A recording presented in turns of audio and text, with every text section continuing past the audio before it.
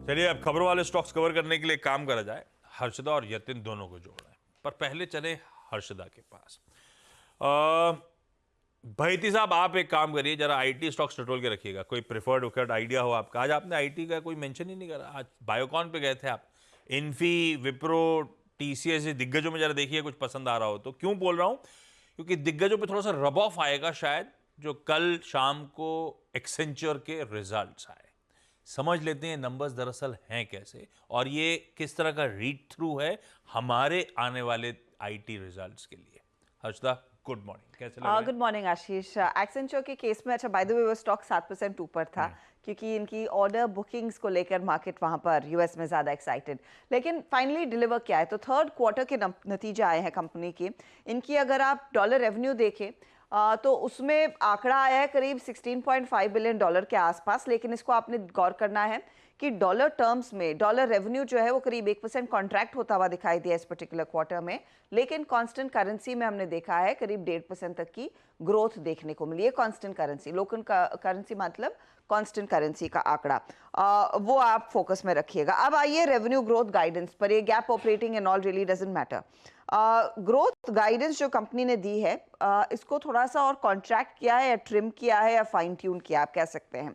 ये 1.5% से 2.5% पर आंकड़ा आया है। पहले इनका जो गाइडेंस था वो 1 to 3% का था। तो अपर एंड थोड़ा सा नीचे लेकर आए हैं, लोअर एंड थोड़ा सा ऊपर लेकर आए हैं।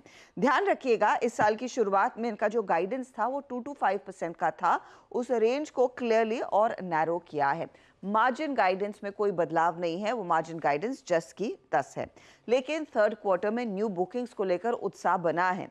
कल अमेरिकी मार्केट्स में तो नई बुकिंग्स का आंकड़ा करीब $21.1 बिलियन पर है। 26% तक की ग्रोथ कांस्टेंट करेंसी बेसिस पर आती हुई दिखाई दी है।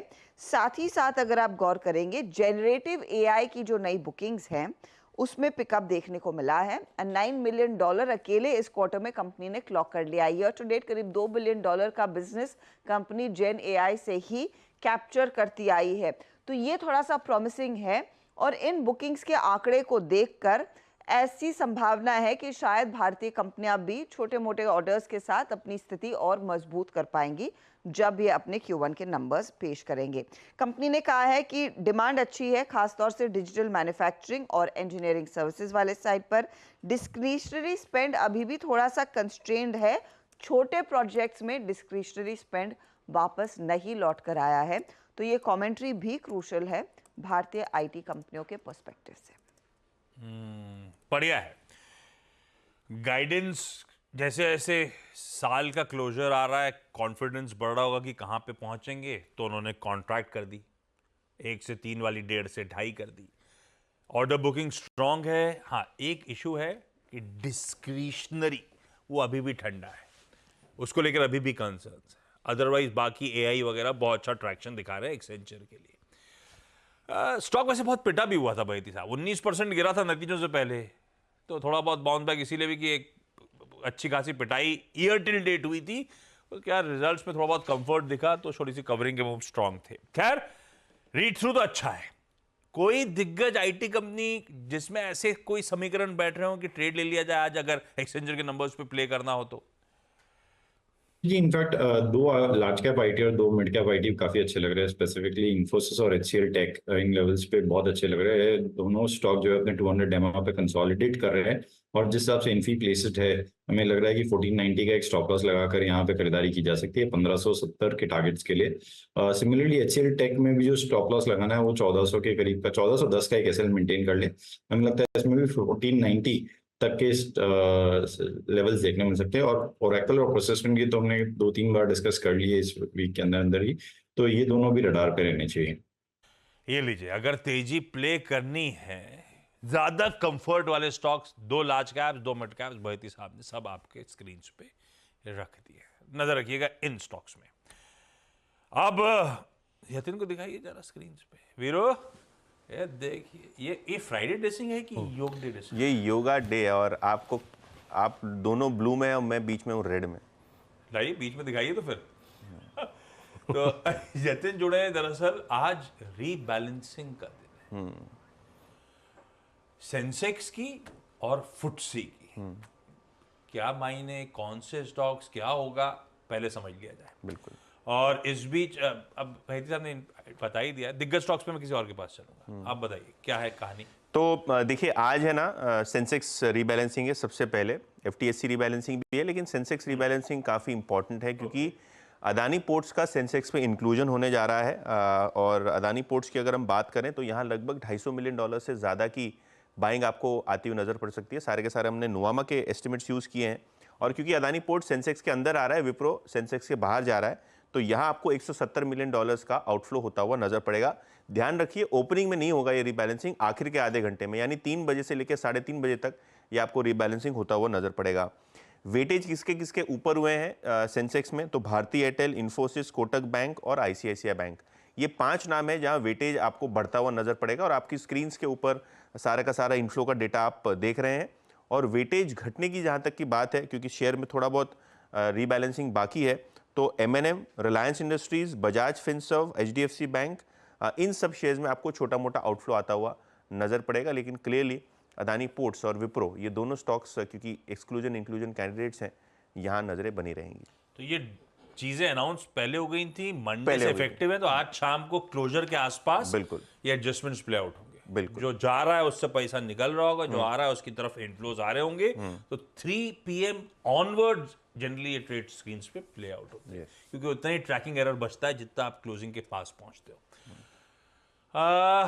विप्रो कैसा पोजीशन और Adani ports and special economic zone कैसा पोजीशन, ये सतपुते साहब जरा चार्ट टटोलो ना प्लीज। आशीष जी देखिए, दोनों के चार्ट अच्छे हैं। अडानी पोर्ट है, तो आप कह सकते हैं कि यहाँ पे एक ऑलरेडी मोमेंटम है। मोमेंटम की अगर बात करें तो मुझे लगता है ये 1550 तक जाएगा। 1469 इसका कल का क्लोज है, तो यहाँ पे ट्रैक्शन बना हुआ है। तो जो एग्जिस्टिंग पोजीशन अगर है तो 1400 का एक स्टॉप लॉस रखे और इस पोजीशन को आप राइड करें। लेकिन जैसे कि विप्रो की बात है, तो मुझे याद है इस हफ्ते मैंने 2 बार विप्रो पे बाय रिकमेंडेशन दी थी। द रीजन वाज यहाँ पे एक फ्लैग फॉर्मेशन का ब्रेकआउट हुआ था करीबन 3 दिन पहले, और ये ब्रेकआउट का लेवल 480 के आसपास था। 490 का क्लोज है, तो मुझे लगता है वो जो ब्रेकआउट है उसे अभी प्ले करना बाकी है। अकॉर्डिंग टू चार्ट इसका जो ब्रेकआउट का टारगेट होगा वो रहेगा 520 प्लस का। तो स्विंग ट्रेड अगर आज के लिए लेना है तो आपका स्टॉप लॉस होना चाहिए कम से कम 480 का। ओके, ये है दोनों स्टॉक्स जो आज फोकस में रहेंगे। विप्रो का खैर एडीआर अच्छा कल ट्रेड कर रहा था, क्योंकि हम एक्सचेंजर के नंबर्स पे रिएक्ट कर रहे हूँ, लेकिन जाते जाते ध्यान रखिएगा वहां से थोड़े से आउटफ्लोज होते हुए नजर आएंगे इस काउंटर से, तो विप्रो इंटरेस्टिंग होगा आज के लिए। अब चलें सेंसेक्स की रीबैलेंसिंग के बाद फुटसी की रीबैलेंसिंग पे, और अभी बता रहे थे यतिन कि दोनों के बीच में कड़ी है भारती एयरटेल। एक काम करिए शिल्पा जी, भारती एयरटेल का काउंटर आप जरा टटोल के रखना, किस तरह का डेटा पॉइंट्स है, क्यों कड़ी, एक कड़ी दोनों के बीच में, और फुटसी की रीबैलेंसिंग में क्या क्या। तो देखिए फुटसी की रीबैलेंसिंग में वेटेज अप और डाउन है, कोई इंक्लूजन एक्सक्लूजन नया नहीं है। जहां तक आज कि शाम को होना है, ये आज शाम को ही होना है, 3 से 3:30 के बीच में। 5 स्टॉक्स जो टॉप वाले हैं उन्हीं का नाम ले रहा हूं, क्योंकि लिस्ट बहुत लंबी है तो सब नहीं कवर कर पाएंगे स्टॉक छोटे समय में। ICICI bank, Bharti Airtel, Kotak Mahindra bank, Vodafone Idea और इरेडा, ये सारे स्टॉक्स में अच्छे बाय फ्लोज आपको आते हुए नजर पड़ेंगे। आपके स्क्रीन के ऊपर एग्जैक्ट अमाउंट लिखा हुआ है। तो जहां तक कि बैलेंसिंग का सवाल है, 150-200 करोड़ से लेके 100 करोड़ तक के इनफ्लोज आपको आते हुए नजर पड़ेंगे इन स्टॉक्स में। तो ICICI bank, Bharti, Kotak bank, Idea और इरेडा, ये सब स्टॉक्स पे रखिए नजर। जहां तक कि आउटफ्लो का सवाल है, हमको दिखेगा सबसे ज्यादा आउटफ्लो रिलायंस इंडस्ट्रीज में, उसके बाद अदानी एंटरप्राइज, ग्रासिम, टाटा पावर और ट्यूब इन्वेस्टमेंट्स ऑफ इंडिया। तो यहाँ जो है टिपिकल आउटफ्लो होता हुआ आपको नजर पड़ेगा। सबसे highest obviously $50 million Reliance industries में, बहुत बड़ा नहीं है, लेकिन हाँ ये सारे स्टॉक्स नजर रखिए। आखिर के आधे घंटे में जबरदस्त वॉल्यूम एक्सपेक्टेड है इन सभी काउंटर्स में। इंटरेस्टिंग। शिल्पा जी, भारतीय दोनों की तरफ से वेटेज बढ़ रहा है, इनफ्लोज अच्छे आने भारतीय एयरटेल। शिल्पा जी कैसा प्लेस्ड है भारती? भारतीय एयरटेल अगर यतीन जी देखेंगे आशीष जी, तो यहाँ पे 1400 पे एक रेजिस्टेंस है बहुत स्ट्रॉन्ग ऑप्शन चेन में। इसके ऊपर सस्टेन करेगा तो मुझे लगता है इसमें आपको अपसाइड बहुत स्ट्रॉन्ग मिलेगा, 1440 1460 के भी लेवल्स। लेकिन कंडीशन है कि it has to sustain above 1400। जब तक इसके ऊपर ये नहीं जाएगा इसमें थोड़ा वीकनेस रहेगा और ये हो सकता है 1350 की तरफ भी जाए। तो 1400 के ऊपर जाते ही आप इसमें क्लियर बाय ले सकते हैं। ओके, रखिए भारती एयरटेल भी अपने रडार पे। अच्छा, आज फिर लार्ज ट्रेड होने हैं। आज अब तक पता तो एक ही है, कल जैसे 4 पता थे, आज एक पता है, वो है एस्टर डीएम हेल्थ केयर, वो हॉस्पिटल चेन। क्या अपडेट्स हमारे पास जतिन? तो एस्टर डीएम में ना आशीष क्लीन आउट ट्रेड होने वाला है। एक फंड है ओलंपस कैपिटल एशिया, ये लगभग 10% हिस्सा अपना बेचने वाले हैं ब्लॉक डील के जरिए एस्टर डीएम हेल्थ केयर में, और 331 रुपीज़ पर शेयर जो है इसका बेस प्राइस है, यानी करंट मार्केट प्राइस से लगभग 7-8% डिस्काउंट तक ये ऑफरिंग हो रही है। देखा जाएगा कैसे हो रहा है ट्रांजैक्शन, लेकिन ये क्लीन आउट ट्रेड है। और अगर हम डील की वैल्यू की बात करें तो एक ज़बरदस्त बड़ी डील है, 1670 करोड़ रुपए की, 1670 करोड़ की क्लीन आउट ट्रेड है। देखते हैं इस हॉस्पिटल चेन में कैसा इंटरेस्ट है, क्योंकि इन्होंने रिसेंटली जीसीसी अपना कारोबार बेच दिया था प्रमोटर एंटिटी को, जिसके बाद एक बड़ा डिविडेंड का ऐलान हुआ था, बहुत सारे कॉर्पोरेट एक्शन हुए थे, तो स्टॉक ऑलरेडी फोकस में है। लेकिन देखते हैं ये 10% इक्विटी की कैसी डिमांड रहती है, और 1670 करोड़ की है ब्लॉक डील, आज संभव है, 7% डिस्काउंट तक ऑफर्ड है। क्लीन आउट ट्रेड आमतौर पे, और ये पिटा हुआ स्टॉक है। हाँ। 550 वाला स्टॉक मेरे ख्याल से 350 और एक डिविडेंड था बड़ा, एक डिविडेंड डोल आउट हुआ था, बढ़िया। हाँ, वो धंधा जो बेचा था जीसीसी वाला उसका, ठीक है। धर्मेश, मैं आपके टॉप कॉल पे भी आता हूं। हॉस्पिटल एज अ, अब इसका ट्रेड पता नहीं कौन सी विंडो पे किस तरह की डिमांड आएगी, कहां खुलेगा, ये सब इफ्स एंड बट्स हैं, इसलिए फंडामेंटली कंफर्ट कहीं वैल्यूएशंस पे आ रहा है। कौन सा हॉस्पिटल ज्यादा प्रेफर्ड आइडियाज में आपके आता है? आप लोग कुछ खरीद रहे हो हॉस्पिटल स्पेस में या नहीं? सिर्फ एक ही है, गुड मॉर्निंग आशीष जी, जहां अपोलो हॉस्पिटल्स एक वहां पर ट्रेड काफ़ी अच्छा दिख रहा है, बिकॉज उसकी जो ऑनलाइन बिजनेस मॉड्यूल है वो काफ़ी स्ट्रांगली पिक कर रही है। अदरवाइज जो पर बेड आरपूज है वो भी बढ़ के आए हैं, एक्सपेंशन का चल ही रहा है। सो ओवरऑल अगर देखेंगे हॉस्पिटल ट्रेड में तो वैल्यूएशन कंफर्ट तो नहीं है, बट बिजनेस कंफर्ट अगर आप बोलेंगे तो अपोलो हॉस्पिटल्स में काफ़ी अच्छा नज़र आता है, और उसके साथ ही हम लोग स्टिक कर रहे हैं। बाकी सब रडार में है, बट अभी किसी पे बाई इनिशिएट नहीं करवाया है। अपोलो हॉस्पिटल ही है दिग्गज स्पेस का जो धर्मेश को फंडामेंटली पसंद आता है। जहां तक एस्टर डीएम की बात है, सौदा होने दीजिए, ओपनिंग होने दीजिए, स्टॉक कहां पे खड़ा होता है उसके बाद टेक्निकली भी इस पे अपन राय ले लेंगे। यतिन के पास जाऊंगा आगे ब्रोकरेज रिपोर्ट्स के लिए, लेकिन पहले हर्षदा के पास वापस एक और फार्मास्यूटिकल कंपनी, एक और इसलिए क्योंकि हेल्थ केयर स्पेस में यहां पे भी है, सिप्ला भी खबरों में। हर्षदा, क्या अपडेट है उसको लेकर? सिप्ला के साथ दरअसल अपडेट ये आ रहा है कि इन्होंने दरअसल टकेडा के साथ एक पार्टनरशिप साइन की है। टकेडा एक जापानीज कंपनी है, non exclusive of course type है, लेकिन एक पर्टिकुलर दवा के लिए पेटेंट लाइसेंसिंग करार करती हुई कंपनी दिखाई दे रही है। तो यहाँ पर थोड़ा सा और एक्सपोजर आता हुआ दिखाई देगा। लार्जली एसटीडी से जुड़ी बीमारियों के इलाज में दवा का इस्तेमाल है। एक डिसेंट मार्केट साइज है इस पर्टिकुलर दवा का, और उसके लिए वो टाई अप आता हुआ टकेडा के साथ, सिप्ला इसीलिए फोकस में। सावंत साहब, ये सिप्ला का काउंटर, बढ़िया non exclusive patent license agreement करती हुई एक कंपनी, चार्ट्स पे कैसी प्लेस्ड? जी आशीष जी, दो तरह से यहाँ पे अप्रोच रखना चाहिए। एक तो ये है कि पैटर्न चार्ट पे अगर देखें तो बहुत बढ़िया है। जो प्रीवियस रेजिस्टेंस था वो 1500 का था, मुझे लग रहा है अब यहाँ पे एक अच्छा सपोर्ट मिल सकता है, तो थोड़ी डिप आनी चाहिए। डिप आने के चांसेस ज्यादा है, क्योंकि आज हो सकता है कि आईटी मेटल्स लीड करे, तो थोड़ा फार्मा स्लगिश हो सकता है। तो ये स्टॉक अगर 1530-35 के जोन में मिल जाए तो पोजिशनली 1500 का स्टॉप लॉस लगा के एक लॉन्ग अप्रोच रख के बाय करना चाहिए। यहाँ से मुझे लग रहा है कंफर्टेबली कि जो नेक्स्ट स्विंग होगी वो 1600 तक जा सकती है। Okay, Cipla buy on dips. हो सकता है आज आईटी और मेटल्स का दिन हो तो ये सब थोड़े से पस्त पड़ रहे हो, अगर ऐसा है तो खरीदारी करने का मन बनाया जा सकता है गिरावट में। कन्विक्शन है कि तेजी आएगी, अपने कंफर्ट के भाव पे आए तब एक्यूमुलेट करिएगा। कल वैसे आपने जो इतनी सारी ब्रोकरेज रिपोर्ट्स में जो 2 शॉर्टलिस्ट करी थी, दोनों स्टॉक छाए हुए थे। बिल्कुल, आप जरा वो स्टडी करते रहिए। मेरा सिलेक्शन ही वैसा होता है। हाँ, बहुत बहुत तारीफ करी थी, मैंने भी करी है। आप आज की भी 2 रिपोर्ट्स निकालिए, मैं आता हूं आपके पास। हर्षदा, बाकी के स्टॉक्स से न्यूज़। जिंदल स्टेनलेस रेडार पर रहेगा। मोजाम्बिक के लिए दरअसल ये फ्रेट वैगन्स जो भारत में बनेंगे वो सप्लाई करने वाली है कंपनी, तो वो स्टॉक इसीलिए आज खबरों में है। जीआईसी हाउसिंग, एक मैलवेयर अटैक हुआ है और उसके चलते कुछ एंड यूज़र सिस्टम्स पर इसका असर आता हुआ दिखाई दिया। कंपनी कह रही है कि आइसोलेट किया है, ज़्यादा इम्पैक्ट बढ़े ना, उसके लिए एक्शन में आ चुकी है, और कोई ऑपरेशनल डिस्ट्रप्शंस जीआईसी की तरफ से आया है कि नहीं देखने को मिला, लेकिन एक सीरियस मैटर है ये जीआईसी हाउसिंग फाइनेंस के कॉन्टेक्स्ट में। यूनियन बैंक के लिए लेकिन एक पॉजिटिव डेवलपमेंट, एस&पी ने रिवाइज किया है कंपनी का आउटलुक, पॉजिटिव आउटलुक है, रेटिंग अफर्म किया है BBB- के आसपास।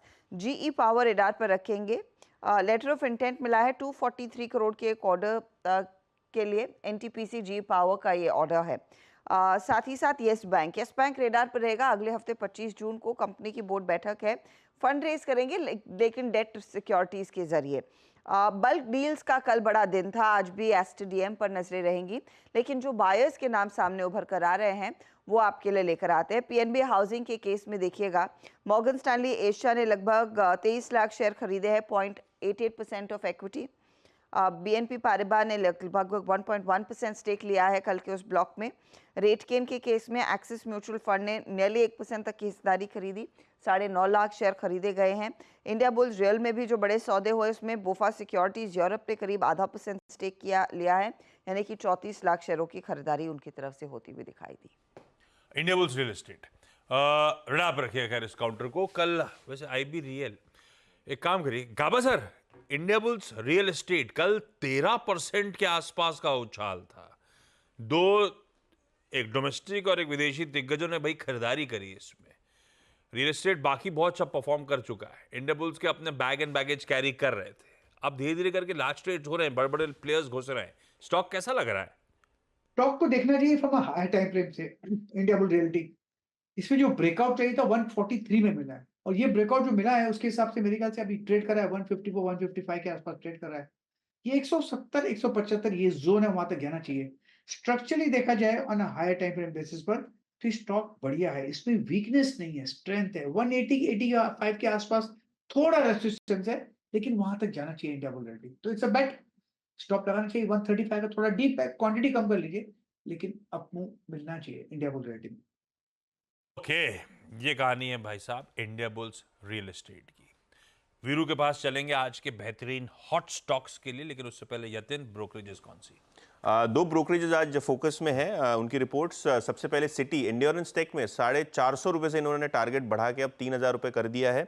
सिटी को लगता है कि काफ़ी सारे रेवेन्यू मल्टीपल ट्रिगर्स हैं जो ग्रोथ लाएंगे, और अगर हम बात करें कंपनी के बुक्स पे लगभग 500 करोड़ का कैश है, जिससे M&A की पॉसिबिलिटी भी बढ़ जाती है। तो ये एक स्टॉक है जो आज सिटी के रेडार पे है। इसके अलावा नुआमा की एक इनिशिएटिंग कवरेज रिपोर्ट आई है भिखाजी फूड्स पे, और इनको लगता है जो सेवरी और ये जो नमकीन का धंधा है वो बहुत शानदार है। उनको लगता है कि रिटर्न ऑन कैपिटल एम्प्लॉयड साल 2027-28 में 32% रहेगा, और इनका बाय रेटिंग है, टारगेट प्राइस है 885, यानी करंट मार्केट प्राइस से 23% की अपसाइड दिखती है उनको इस काउंटर में। रखिए भाई एंड्योरेंस टेक्नोलॉजीज और साथ साथ बीकाजी फूड्स को अपने रडार पे। ब्रोकरेजेस के थम्स अप एग्रेसिव टारगेट्स के साथ इन दोनों काउंटर्स पे। पर वीरो, आज के सारे वो हॉट स्टॉक्स कौन कौन से सिंगल आउट करे आपने? जी देखिए Ashish, not a buy call, but यहाँ पे स्टैट्स चाहे वो ऑप्शंस के हों चाहे वो टेक्निकल पैरामीटर्स पे सब बहुत अच्छे हैं। सेटअप को रीड कीजिएगा फिर रिएक्ट कीजिएगा। पहला स्टॉक है GNFC, no doubt. I think साज को आज क्या, कल का बहुत स्ट्रॉन्ग मूवर था। आप स्क्रीन पे चार्ट्स देखिए और कल का ओआईडिशन देखिए, बहुत शानदार। 765, I mean immediate swing approximately 785 790 तक का लगता है इस स्टॉक में आशीष, और क्रिटिकल बेस रहेगा 741 38 के आसपास। एक हो गया जीएनएफसी। वेदांता, ऑल्दो मैं एक बात की सराहना करना चाहूँगा, कल राजेश सतपुते जी ने ट्रेड पिक किया था, और एग्जैक्टली जब मेटल्स बिल्कुल स्क्रीन पे परसिस्ट कर ही नहीं रहा था, उन्होंने ये ट्रेड पिक किया था सुबह सुबह। डे हाई पे क्लोज हुआ, Nifty metal index doing well, 470 पे जाके क्लोज हुआ, अच्छा मूव था। अभी भी मेरे ख्याल से अपसाइड बाकी है, बट एक चीज़ ये देखिएगा, शुरू में सेक्टोरियल टेलविंड है कि नहीं। मेटल्स एज ऑफ नाउ मतलब पूरा का पूरा पैक डिलीवर कर रहा है, नहीं कर रहा है, लेकिन वेदांता की प्लेसमेंट अच्छी है। तीसरा L&T फाइनेंस, और कल मैं क्लोजिंग में भी इसके स्टैट्स पढ़ रहा था, मेरे ख्याल से इस पर एक ऑप्शन 185 की कॉल शिल्पा जी ने ग्रैब भी की थी। स्ट्रॉन्ग है, ओआईडिशंस अच्छे हैं, और ऑप्शन एक्टिविटी भी बहुत स्ट्रॉन्ग है। L&T फाइनेंस पर नज़र रखेंगे NBFCs में। और केमिकल बास्केट में अगेन मैंने ये कल ट्रेड पिक किया था अप्रॉक्सीमेटली 10 के आसपास, वो था आरती इंडस्ट्रीज। 685 पे पिक किया था, डे हाई पे क्लोज हुआ था 712 पे। 685-90 पे हमने कल पिक किया था इसको मेरे ख्याल से मॉर्निंग में। आशीष, ओआई एडिशंस और सेक्टोरियल टेलविंड दोनों को देखते हुए, चार्ट पैटर्न को देखते हुए 700 रुपये के क्रिटिकल हर्डल को पार किया इसने। तो ये 4 स्टॉक्स हैं आशीष, जीएनएफसी, वेदांता, L&T फाइनेंस और आरती इंडस्ट्रीज। आशीष, रखिए इन चारों इंटरेस्टिंग स्टॉक्स को रडार पे। ट्रांजिशन लूं उससे पहले क्विकली, धर्मेश कांत साहब आज का आपका fundamental top idea. Ashish ji housing finance company के साथ ही जाना चाहेंगे। LIC housing finance buy pick रहेगी बिकॉज ये कंपनी काफ़ी अच्छी है और अच्छा खासा अट्रैक्शन भी चल रहा है।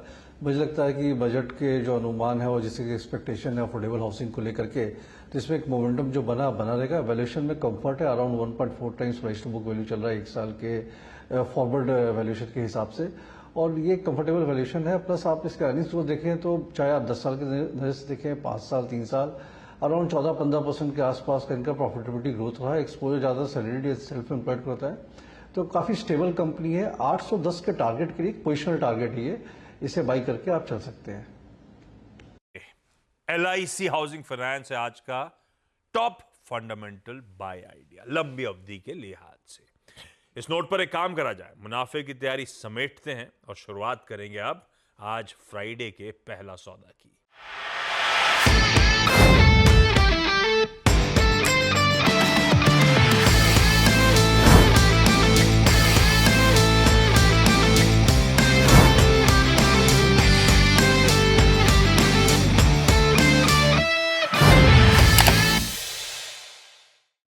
बता दें कि मनी कंट्रोल पर दिए गए विचार एक्सपर्ट्स के अपने निजी विचार होते हैं। वेबसाइट या मैनेजमेंट इसके लिए उत्तरदायी नहीं है। यूजर्स को मनी कंट्रोल की सलाह है कि कोई भी निवेश निर्णय लेने से पहले सर्टिफाइड एक्सपर्ट की सलाह लें।